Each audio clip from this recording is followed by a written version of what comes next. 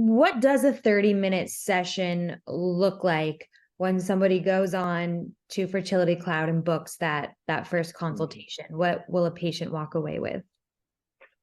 So first of all, we want everybody to realize that prior to that happening, there's a team of people that's already invested in ensuring that you're going to have a satisfactory and a successful consultation.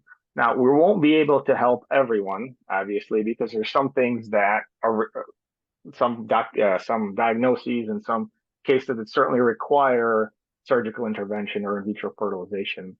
But the first thing that happens is we always review any kind of medical records that have been forwarded to us, and so we're prepared for the consultation.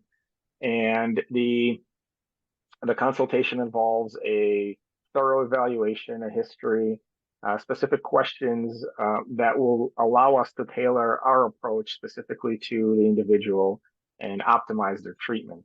And so the time is spent basically like any telehealth visit where we try to ascertain what the issue is and then build a plan. A lot of times it requires a follow-up after certain testing, and most of the time it is direct-to-consumer testing, such as what you're offering as well.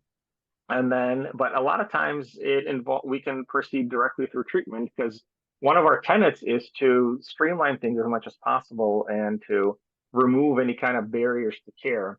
And so what ends up happening in a traditional appointment, there tends to be a delay between the initial visit and then a follow-up visit and then the treatment initiation. What we try to do as much as we can is to maximize your time and then start treatment as soon as possible, because reproductive care tends to be very conducive to telehealth because there's a lot of women, a lot of couples, a lot of people that we can start treatment just by taking a good history and getting some at-home testing.